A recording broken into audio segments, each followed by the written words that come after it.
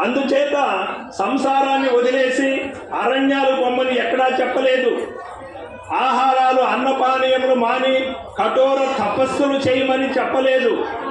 సంసారములోనే ఉంటూ బురదలో ఉన్నటువంటి పురుగు, కుమ్మర పురుగు బురద అంటుకోకుండా ఏ విధంగా ఫ్రెష్గా బయట వస్తుందో ఆ విధంగా ఉన్నాయినా అని చెప్పారు.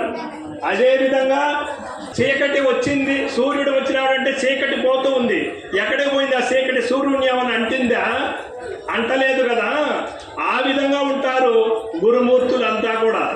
ఈ గురుమూర్తుల దగ్గర నుండి ఎంతమంది శిష్యులు? గరిక వెంకట సుబ్బయ్య నాయుడు గారు మన ముందర ఉన్నారు. ఈయనకి వేల మంది శిష్యులు ఉన్నారు. ఇక మా నిత్య ప్రబోధానంద వెంకటేశ్వర స్వామి కానీ అదేవిధంగా ఒక్కొక్కరి చరిత్ర చెప్తే, ఎందుకంటే నేను ప్రత్యక్షంగా వాళ్ళ గురించి తెలుసు కనుక మీకు పరిచయం చేస్తూ ఉన్నాను.